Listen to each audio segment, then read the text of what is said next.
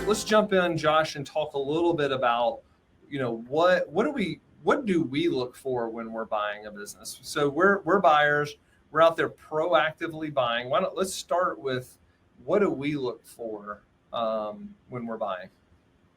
Yeah, and it kind of rolls back into the conversations about how do you find deals, how do you evaluate deals, how do you know what's good? And a lot of times when people are asking that, they want a really binary answer, right? It's either this is a good deal or this is a bad deal.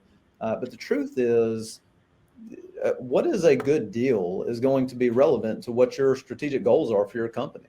And so for Evernest as a company that is currently managing 15,000 doors and right around 30 different markets in the country, our goals are going to be different than another property management company, either another national property management company or a local property management company.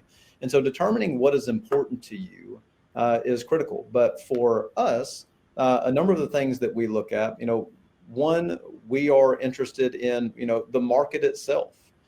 We know that if we were to look in a very, very small MSA in rural Iowa that might have an MSA of 50,000 people, that's not going to register for us for what our goals are. We have a certain sized market that we typically want to operate in, and so we're going to look for opportunities in those markets. We also have institutional partners. And so some of those institutional partners can help us develop an interest in moving into a market. If we have institutional buyers that are saying, hey, we're buying here, would you consider, opening up a shop here? Well, then that can drive our interest in standing up an operation there so that we have the ability to serve our institutional clients as well as drive through our, what we call, Mike and Mary are our residential clients.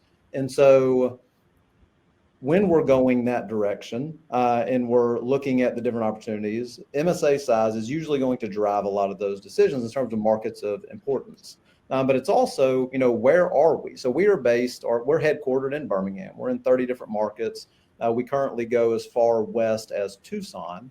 But we have a pretty large presence in the Southeast. And so it makes a lot of sense for us to grow in the Southeast. And so markets in the Southeast are of particular interest to us, but we also have other national inspirations. And so we're always willing to talk to pretty much anybody, but we know MSA size has a significant standing there.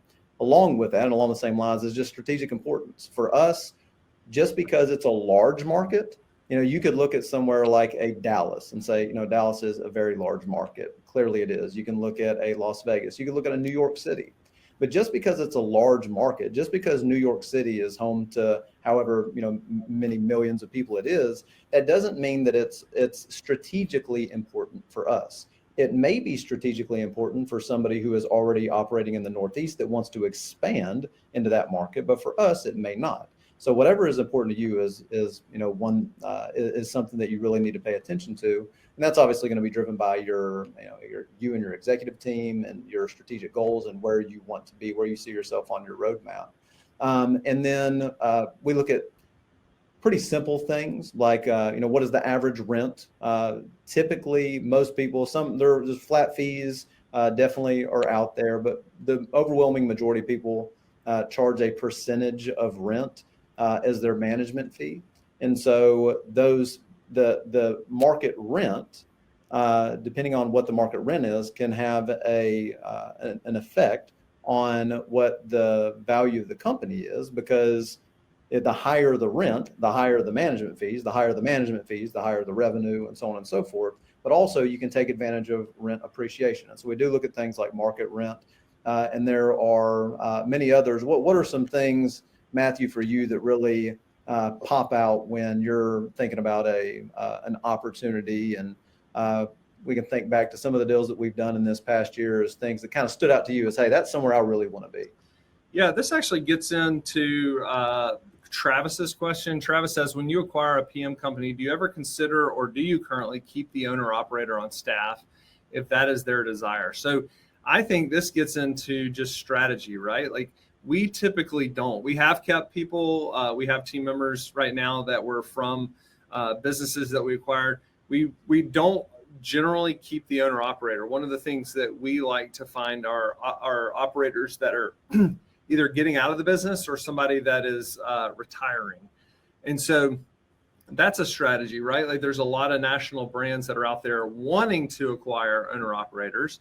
And so that's a certain strategy. And we choose to go for the retiring or somebody that's getting out of the industry because we like to integrate the business into the Evernest way. But a lot of it is all around your strategy. So that hopefully will help you, Travis, with that question of how we handle that. But the answer is it just depends on who's doing the acquiring. We're actually going to interview Steve and Misty, and they both sold and they're still on our team. Yeah, it's not like we don't do that, but of the 37, I think 33 or 34 of those actually 33 or 34 of those actually rolled off. So the other thing I would say is it's very important to see what the largest owner is or what the largest 3 or 4 owners are.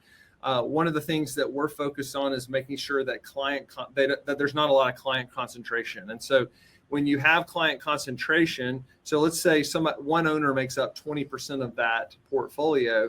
If that one owner leaves, you've lost 20% of the business. And so having that one owner make a decision to leave obviously costs money. And so when you pay like X dollars, immediately that goes down. And so a lot of times what we'll do if there is a larger owner is tie some sort of what we would call clawback or some sort of incentive that keeps the owner with us for a certain amount of time. The other thing is just like average unit. So when we look at the whole portfolio, we have like profiles of the type of people that are that we manage for. And so we want to see a lot of like smaller owners, the 1 to 2 house owners. We call that Susie and Steve homeowner versus Mike and Mary the investor. Not that we don't like Mike and Mary the investor, but again, it's just a different profile. There's a lot more risk when you acquire a bunch of Mike and Marys that have 5 to 10 to 15 houses. And so we look at the average units per owner. We call it UPO. And then, of course, we're just trying to see how well the business executes, right? Like it's always, you think, a lot of people think, well, if I go buy a bad business, I can like integrate it and make it way better and everybody's going to love me. Well, that's not always the case. What we have found is buying better businesses, to use a Warren Buffett and Charlie Munger-ism. We want to buy better businesses at a fair price versus bad businesses at cheap prices. So when we look at a business, we're going to focus on things like occupancy. Are they able to keep their occupancy up? Do they do a great job of leasing houses? Years in business, you can imagine the longer somebody's in business, the more stable the business is. If somebody's grown this incredible business over the last 2 to 3 years, what we would think is that's a little more risky because it's like too much growth too fast, which is kind of funny coming from us to say that. And then, of course, Google ratings, right? We all know how hard it is to have a decent Google rating in property management, but any property manager that's been super intentional about their Google rating, we think is probably is industrious enough to think out ahead of these things. And so we do look at the Google rating. And one of the things we found, this is a tip, if you're moving into a new market and that's your first acquisition and you decide to office out of that location, you're going to inherit that Google rating. So just know we've inherited like 2 stars, 2.5 stars before. And so we didn't even follow our own advice. We looked at they had such low Google ratings. We still bought them. This is do as we say, not as we do correct, type. Yeah. We learned our lesson.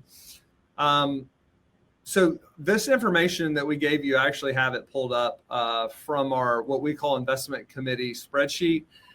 Josh went through some of it. I went through some of it. This information is how we score a business. The whole idea is that Josh, before he comes to our investment committee, which is made up of about 6 or 7 of us, we actually had an investment committee meeting today. And we talked about, he scores the business on these, 8 or 9 items. And we'll provide that list to everybody so that they can, if they didn't write it down.